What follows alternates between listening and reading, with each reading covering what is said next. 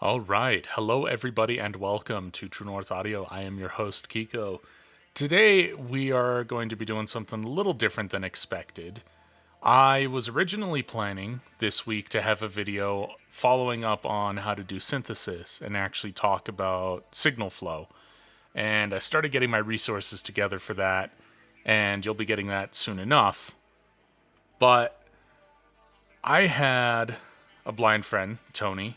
You probably know him. He showed up in the Blind Producer Problem. I had a podcast episode with him. Friend of the company, friend of the show. You guys are familiar with him. And if you're not, go back, check out some of the other videos and get familiar with him because he deserves your attention. Dude's awesome. And the issue he was having is that Kontakt for him is not accessible. NKS is kind of accessible on his controller. He can kind of play around with the volume things here in like Getgood Drums. He has Modern and Massive. But he was asking, how do people process their drums? And I was explaining the way that people use like multi-output, or sometimes the library will have the effects built into the actual instrument, but neither of those things are accessible to him. So I had to build a multi-output patch for him in Logic that he could actually load up and use so he could access all the drums individually. And so I'm going to teach you guys how to do that, and I'm going to use Invasion now because Invasion's really tricky.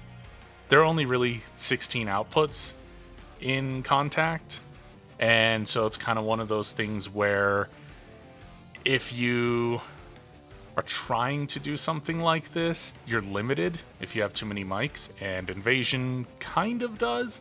You can do it in the 16 outputs, but it means kind of summing things out. I want to actually break it out the way I would break a kit like this out in the studio, which is going to be a little bit more complicated than just what I did with Modern and Massive. But I wanted to use this opportunity to also say that I should not have to be doing this for Tony. Tony should not have to pay people to do this because often he does. There's a lot of issues of time that go into this sometimes. There's a lot of issues of who even has all the right pieces to make it work for him. And so once again, I had to bring up the issue of accessibility because this is not one of those things that one person can solve. It is not my job to make this work for every single person on every single DAW. I don't have those tools, and even if I did, it's not just down to me. The only way that I, as one person, could fix accessibility for the whole music community would be to have a monopoly on every piece of software that you have to use, down to the operating systems. That's not possible. And even if it was, granted I'd be the richest man alive, it wouldn't be worth it. It would just be too much for one little fix. This is something we all need to be working on together. This is not just me. This is not just a handful of people. We need to have a higher standard as an industry, because right now the industry standard is shit. So I digress. Getting into that, the trick I'm going to have to do here, and this is going to apply to Logic. You can do this kind of however you want in your DAW. I'm not sure how this works in every single DAW, but I'm going to show you how it works in Logic and hope that with whatever DAW you're using, you have similar enough tools that you can do something very similar. It will work Kontakt-wise. It'll work either way. So the Kontakt side of this you'll be able to do, but summing it all together like I will after I've got the Kontakt broken out, that's going to be up to you to figure out on your own DAW. So the first things first, I'm going to actually need 2 instances of Kontakt. So I've gone through, I've leveled all the mics. The whole idea of this is you control the level and the pan of these mics using your tracks, not using Kontakt. And the way I'm basically going to have to do this, I'm going to have one instance of Kontakt that's just going to be all the shells with all the cymbals and all the overheads and rooms muted. And another instance that is going to be all of the cymbals and overheads with all of the direct shells muted. And those are each going to be output on their own and then all bust and all summed into one track stack that I can save as a performance. So first things first, I got everything pan center. I got all the levels set. I'm not going to mess with the levels of the overhead in the rooms on the shells. I will, however, level them out here in the cymbals a little bit more. And now that I have one, both of them are going to have the same settings. I'm going to duplicate that, and I'm going to mute out the tracks I'm not using on each. Alright, so the next thing we're going to do is we're going to click on this menu item here. We're going to go down. We're going to get all these outputs down here on the bottom. Now, what you're going to want to do when you're doing this sort of thing is you got to decide how many sources you have in mono and stereo. I have 25 mono as my current output setting. That's not necessarily going to matter so much unless you're doing a mix of things.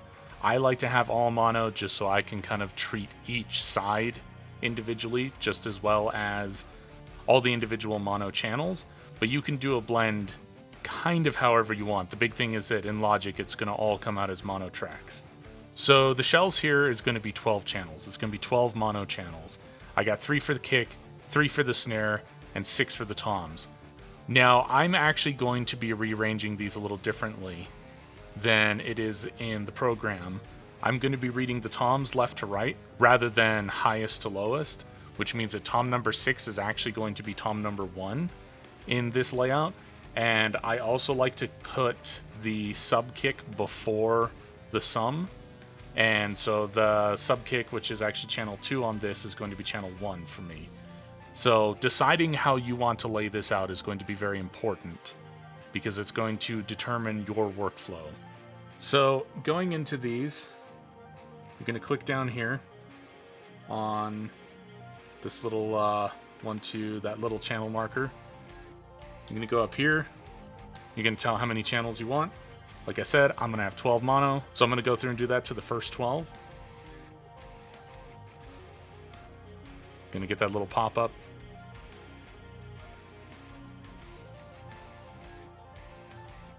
Now, as far as Kontakt is concerned, it doesn't really matter what channel these go out on. They're still going to work just fine, but I still like to make sure that the channels are all sequential. So once again, going back down to the channel there, you're going to, in here now, select what output is actually assigned to this track. So you got stereo 1, 1, and 2. So 1 is going to be the first, 2 is going to be the second one. That's not really going to matter much once you get all these assigned, but that's a good way to keep up with them. If you're going to be doing a lot of these, it might get lost.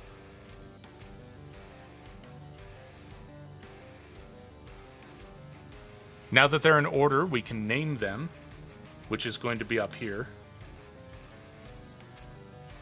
And I'm just going to name them based on what they are. In this case, we have 3 kick, 3 snare, 6 tom, so it's going to be the kick sub, kick sum, kick trigger, snare top, snare bottom, snare trigger, and then toms 1 through 6.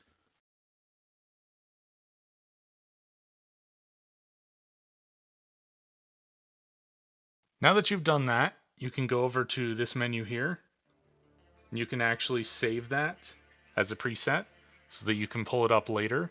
If you're using a DAW that you're not sure is going to actually keep all that data for you, or even if you're just kind of messing around with Kontakt individually and want to assign channels that you can pull up as presets, if you're using a different DAW, that's also very handy. I'm not going to save this one personally. I can come back to it, but should you feel inclined to save it, there is that option. Now that we have everything named and output where we want it and the kind of channel we want it, we're actually going to go into Kontakt and actually start outputting our channels where we want them. So like I said, kick sum is going to be channel 2 for me. And that's going to be stereo 2. And stereo 1 for the kick sub.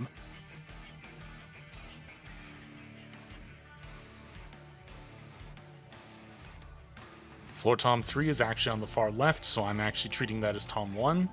So that's going to be going into channel 7.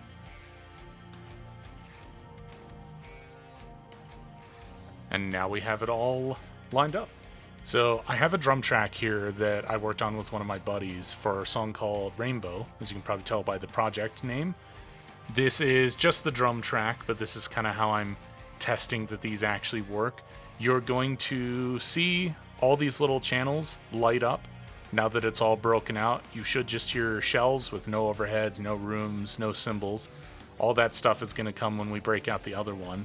So keep an eye on where these are lighting up. That'll give you a good idea. Obviously, you can just play the kit. You can even just click on these little icons here and they'll light up in the channel they're supposed to be in. But we're going to see that this is working.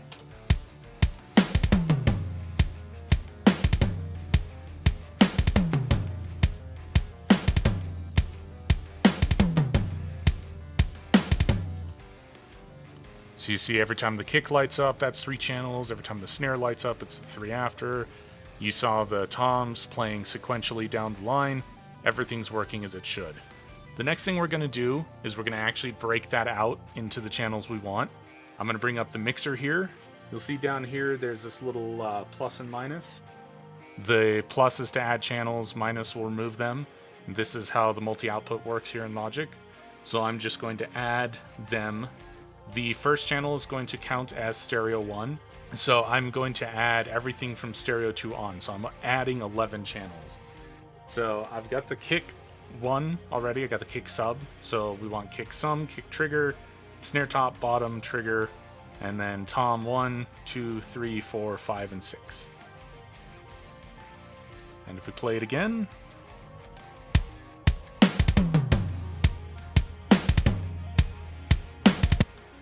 and you can see all those channels lighting up just as they did in Kontakt.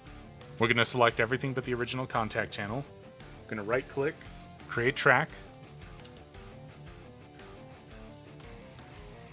And now we have them actually in our performance view. And now we name those.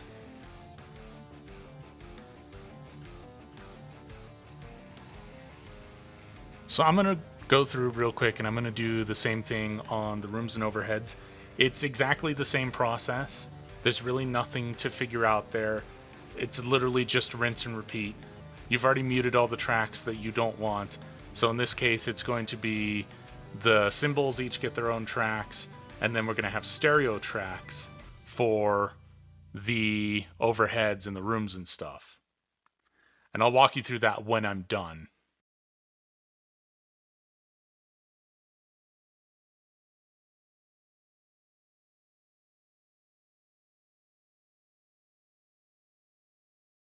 All right, now that everything is broken out, I'm going to create the tracks in Logic. And you'll see here where everything being in mono means that the stereo tracks are broken out. It is going to be 3 mono tracks and 4 stereo tracks, which means we have a total of 11 mono tracks, which we're going to break out.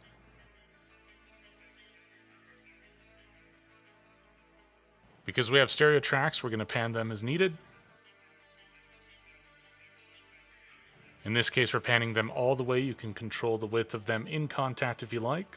Now, currently, you'll see that I have 2 versions of the performance, and that's because I have 2 versions of Kontakt, but soon I'm going to sum them into one big folder, and once I have, I'll only need the one performance.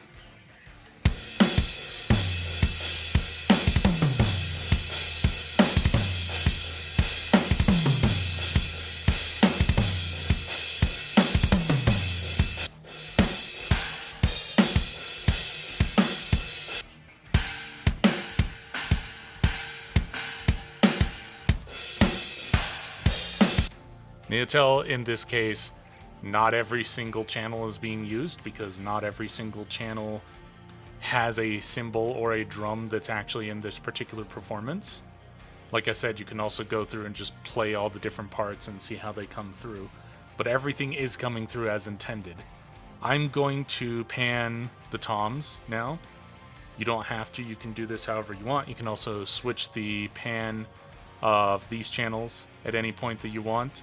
But once we get this summed into kind of more of a drum channel, the way I like to use it, we can start kind of doing that stuff on these channels a little differently. But for now, I'm going to pan out the toms, and then we're going to start building the performance.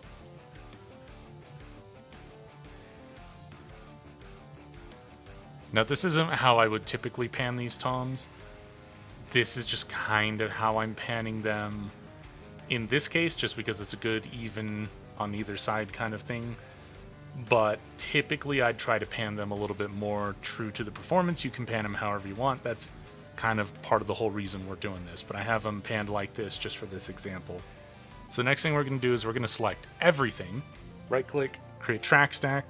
Also Command Shift D does the same thing. We're going to do a summing stack, which allows us to put processing onto this as a bus. But also, if we move that up,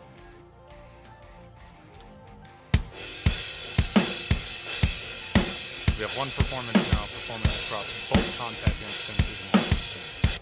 So we're going to move the whole performance onto the folder, have one instance of the MIDI, and now we're going to actually start summing them. And this just gives us the ability to work with these tracks how we would work with them as if it were real kits. Now what we have is a drum performance that is broken up by microphone like it would be if it were a live drum kit.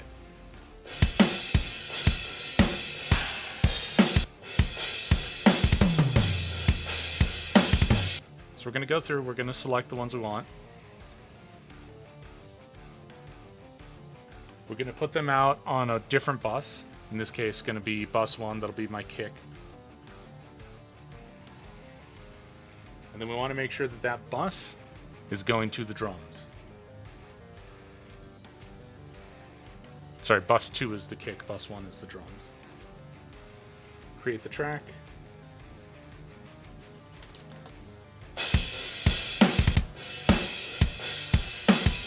Turn that mono to the kick.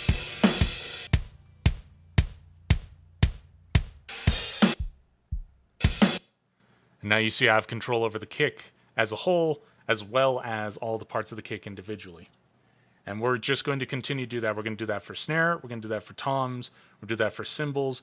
We're going to do that for overheads. We don't actually, for this ones, we only have 2 mics, but I'm going to anyway, just because it gives me one channel that's in stereo that I can also flip the left and right on with a single button. Much easier. And also, you know, if you're working with stuff that has multiple overheads, you would kind of want to do that anyway. So it's just kind of demonstrating the overall process. And then, of course, for rooms.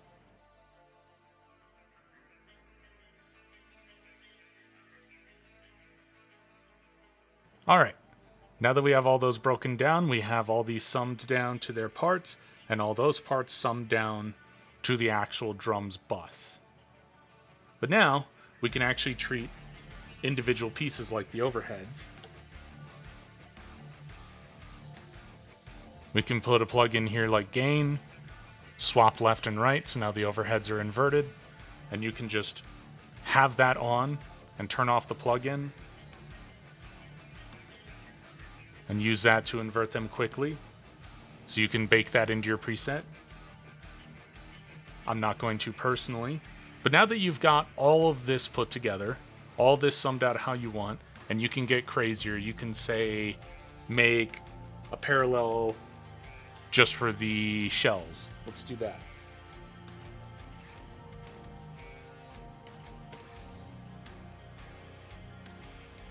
Create a send, do the same thing with the send it to the drums. You don't have to, you can also send it to the master or the instrumental if you want to process it outside of the drums.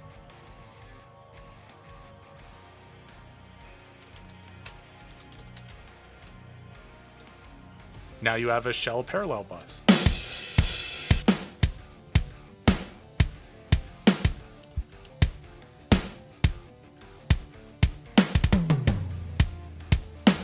And that allows you to treat those sort of individually. You can add reverb on that or compression, or just kind of help those to come out of the mix a little bit more separate to the cymbals.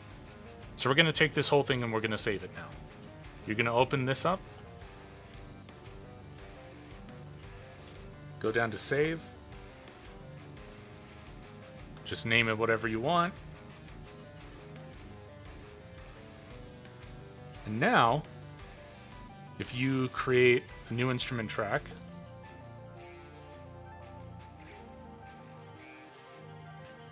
load that patch up,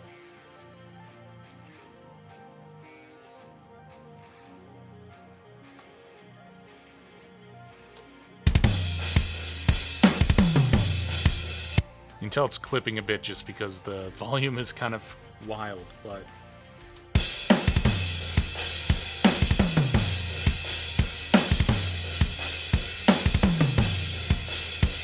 you'll also notice that these buses are going to assign to the next available buses, so even the busing still works, which is awesome. This is how you turn something like a Kontakt instrument, if it has multi-out, into a performance, like it would be a live kit. Well, thank you for watching. Hopefully this was helpful. Like I said, I ended up doing this for one of my buddies because none of this is accessible to him. So if you are listening, if you are watching, and you work in the industry, especially work at Native Instruments, we need all the help we can get to make this stuff accessible for the people who cannot do this. Because this is a really basic, simple thing that somebody like me can easily do, even with my eyesight. This is not an issue for me, but for a lot of people this is an issue, and such basic things like this just are not available as options unless somebody is helping. And I could only do this for him because I had the same actual Kontakt instrument. If he had a Kontakt instrument I didn't have, I would have to do this for him on his computer using some kind of like remote access. And again, a blind person should not have to pay somebody to do a job that simple just because it's not accessible to them. Let's do better. For real, let's do better.